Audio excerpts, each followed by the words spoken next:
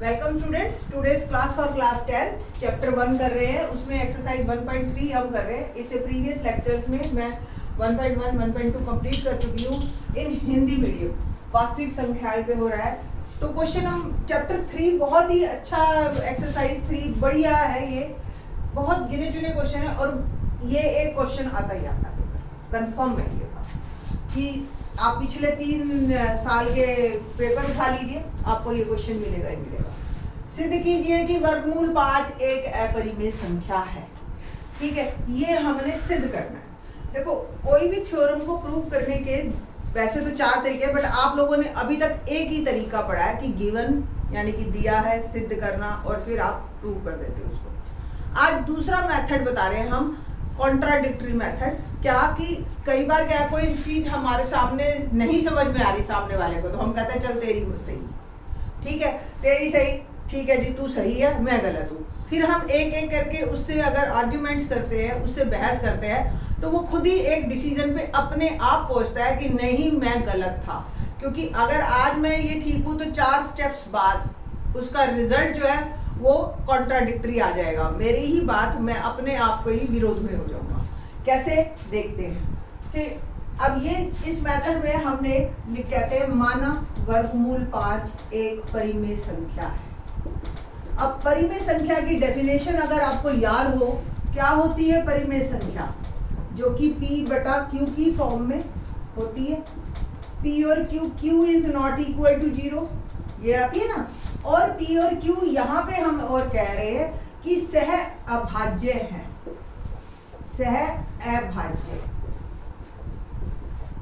संधि विच्छेद ये कर रखा है मैंने, संधि सहभाज्य भी कह देते हैं इसको इकट्ठा करके, ठीक है। तो क्यों ये सहभाज्य हमने माना, जैसे सपोज हमने ले लिया 35 बटा 14, तो ये दोनों संख्याओं में देखो, ये दोनों संख्याएं 7 से कट रही है। 7 पंजे 35, 7 दूनी, ठीक है, 5 बटा 2। अब ये सहअभाज्य है। ये दोनों संख्याएं वो हैं जो आपस में जिनका HCF 1 होता है, उनको हम सहअभाज्य संख्याएं कहते हैं। आपस में इनमें से चाहे बाकी ऐसी हो सकती है 7, 8, 8, 9 कोई अपने आप में अभाज्य संख्या नहीं है, बट ये आपस में सहअभाज्य है। क्यों? इन दोनों में कॉमन कुछ भी नहीं। तो हमने ये ऐसे ही लेके चलनी है कि P और Q बिल्कुल लोएस्ट टर्म है। आपने ऐसा पढ़ा होगा कि बिल्कुल ही लोएस्ट टर्म करो, जो कटता है काट दो, ताकि एक ऐसी भिन्न बनाओ। इस तरह के क्वेश्चन कर रखे। तो ये हमने एक कंडीशन लेके चलनी है। ये कंडीशन बहुत इंपॉर्टेंट है। रीजन इसी से ही हम कॉन्ट्राडिक्टरी करेंगे अपनी बात, ठीक है। दोनों तरफ वर्ग करने पर, दोनों तरफ वर्ग करने पर क्या आया, वर्गमूल 5 का हो जाएगा 5, ठीक है, और ये हो जाएगा p² बाय q²। तो p² किसके बराबर हो गया, 5q² के। इस q² को मैंने इधर लिख दिया। अब आप लिखेंगे कि p² का एक गुणनखंड, दिख रहा है ना आपको, एक गुणनखंड 5 है। p² बराबर 5q² है, तो एक गुणनखंड 5। तो p का भी होगा एक गुणनखंड। जब किसी के वर्ग में है कोई चीज, तो इसका मतलब उसमें भी तो होगी, तभी तो वर्ग में आई, है ना। अब p का अगर एक गुणनखंड 5 है, यानी कि p कुछ ऐसा भी लिखा जा सकता है, p यानी कि 5 इंटू समथिंग। फिर से दोनों तरफ वर्ग करते हैं, दोनों तरफ वर्ग करना है। तो p² बराबर है 5c का होल स्क्वायर, और p² आ गया मेरा 25c²। और आप लिख सकते हो, अब आप देख रहे हो दोनों तरफ अगर p² आ गया 25c², इसको नंबर 1 लीजिए, ले लीजिए। p² का मान 1 में रखने पर,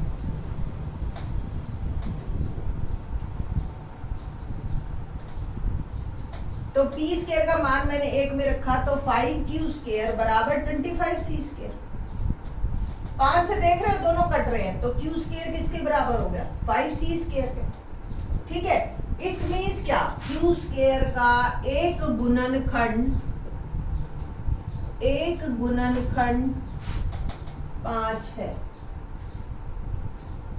तो q का भी होगा, एक गुणनखंड 5। यहां से क्या आ गया, P और Q दोनों का एक गुणनखंड 5 आ गया। P और Q का एक कॉमन गुणनखंड, एक मतलब कॉमन को इंग्लिश में क्या, हिंदी में क्या कहते हैं, कॉमन ही लिख दो। एक गुणनखंड 5 है। ठीक है, अब शुरू में हम क्या कह के चले थे कि ये सहअभाज्य है, ठीक है ना। तो P और Q का कॉमन मतलब एक उभयनिष्ठ, उभयनिष्ठ हिंदी में कहते हैं, आप कॉमन भी लिख सकते हो, उभयनिष्ठ गुणनखंड 5 है। और शुरू में हम क्या कह के चले कि दोनों सहअभाज्य। इट मीन्स हमारी ये बात हमें गलत पड़ गई। हमने शुरू में कहा था P और Q में कॉमन कुछ भी नहीं, और फिर हम कह रहे हैं कि एक कॉमन है 5। ठीक है, तो अतः यह हमारी ही बात का विरोधाभास है, हमारी ही बात का विरोधाभास है। इसलिए वर्गमूल 5 एक अपरिमेय संख्या है। बस ये आपका क्वेश्चन 3 मार्क्स में आएगा। एज इट इज आपने करना है और ये होगा। सेम एग्जाम्पल है। क्या है एग्जाम्पल कि वर्गमूल 2 सिद्ध करो एक अपरिमेय संख्या। तो यहाँ पे आपने फिर से 2 2, बस यही चेंज होएगा आपका, ये 2 ये 2, ठीक है ना। फिर 2 कॉमन गुणनखंड क्या आ गया, 2 और 2। देखो वर्गमूल 2 P बाई Q, P और Q सहअभाज्य। फिर दोनों तरफ वर्ग किया 2P square by Q square, 2Q square बराबर P स्क्वायर। तो P स्क्वायर का एक गुणनखंड 2 है, तो P का भी गुणनखंड 2 होगा। अगर P का गुणनखंड 2 है तो P को हम 2C लिख सकते हैं। फिर से दोनों तरफ वर्ग किया तो ये P स्क्वायर हो गया 4C स्क्वायर, और ये आपका फिर से एक में डालोगे आप तो ये 2Q स्क्वायर बराबर 4C स्क्वायर। फिर से आपका ये आ जाएगा कि ये 2 और 4 आपस में कट जाएंगे, 2C स्क्वायर। तो Q स्क्वायर का एक गुणनखंड 2 है और Q का भी है, तो फिर से P और Q का एक उभयनिष्ठ गुणनखंड 2 है। अतः ये हमारी बात का विरोधाभास है। वर्गमूल 2 एक अपरिमेय संख्या है। कितना आसान क्वेश्चन है। सिमिलरली आप एग्जांपल देखोगे वर्गमूल 3 सेम ऐसे ही चलता है। अब क्वेश्चन एक और अलग तरीके का आता है। क्या क्वेश्चन है, सेकंड क्वेश्चन हमारी एक्सरसाइज का। अब ये डिपेंड करेगा सेकंड क्वेश्चन की ये कितने मार्क्स का है। क्वेश्चन क्या है हमारा, दर्शाइए कि 3 जमा 2 वर्गमूल 5, दर्शाइए कि 3 जमा 2 वर्गमूल 5 एक अपरिमेय संख्या। पहले आपको खुद पता होना चाहिए कि ये अपरिमेय है भी या नहीं है ना। अपरिमेय संख्या किसे कहते हैं आपको पता है। अगर वर्गमूल के अंदर कोई प्राइम नंबर है, कोई अभाज्य संख्या है, तो वो एक अपरिमेय संख्या है। ठीक है, ऐसा हम मान के चलते हैं। अगर सपोज वर्गमूल 14 ये तो नहीं है, बट ये 2 गुना 7 तो है ना, तो भी ये जो है एक अपरिमेय संख्या है। ठीक, तो अब इसके साथ कोई भी मल्टीप्लाई में हो, कोई भी संख्या परिमेय हो चाहे अपरिमेय हो, ठीक है, या तो इसका वर्गमूल हटा दे वो तो ठीक, नहीं तो ये एक पूरी संख्या अपरिमेय ही गिनी जाएगी। ठीक है, अब हमने इसको सिद्ध करना है। अगर ये 2 या 3 मार्क में आता है तो देखिए आपने कैसे करना है ये क्वेश्चन। बिल्कुल उसी तरह से माना 3 जमा 2 वर्गमूल 5 एक परिमेय संख्या, और अगर ये परिमेय संख्या है तो इसको हम P बटा Q की फॉर्म में लिख सकते हैं, है ना, और जो कि Q is not equal to, यहाँ पे सहअभाज्य लिखने की जरूरत है। इसके बाद 2 वर्गमूल 5 P बटा Q घटा 3 को उधर लेंगे, और वर्गमूल क्या आ गया P बटा Q 2 माइनस 3/, देख रहे आप।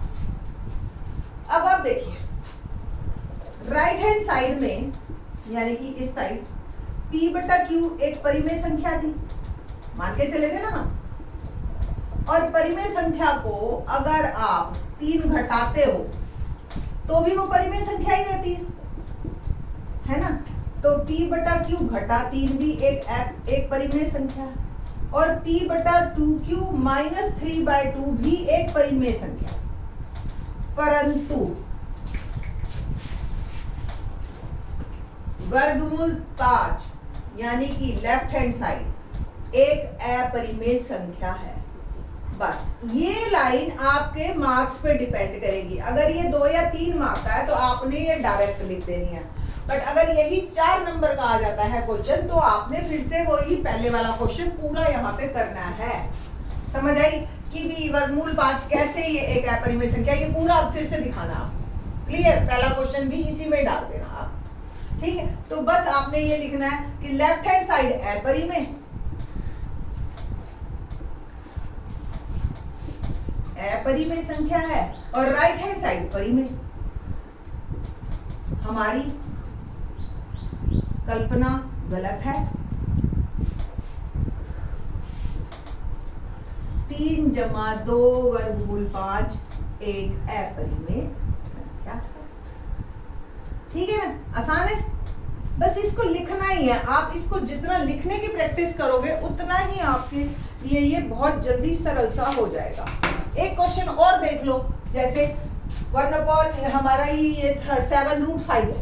ठीक है, सिर्फ 7√5 यही क्वेश्चन, 7√5 सेम 7√5। ठीक है, तो वही माना 7√5 एक परिमेय संख्या, परिमेय है तो p बटा q के बराबर, तो √5 क्या हो गया? p बटा 7। बस आपने लिखना है राइट हैंड साइड p बटा q एक परिमेय संख्या है और p बटा 7q भी फिर एक परिमेय ही संख्या है, परंतु वर्गमूल 5 एक अपरिमेय संख्या। तो अपरिमेय परिमेय दोनों बराबर नहीं है, हमारी कल्पना गलत है, इसलिए 7 वर्गमूल 5 एक अपरिमेय संख्या है। बहुत ही आसान एक्सरसाइज है। इंग्लिश मीडियम में तो मैंने बना ही रखी थी, हिंदी मीडियम में भी मैंने बना दी है, सेम लैंग्वेज। आप एग्जांपल्स में भी देख सकते हो। होप सो आपको ये हेल्प करेगी। थैंक्स।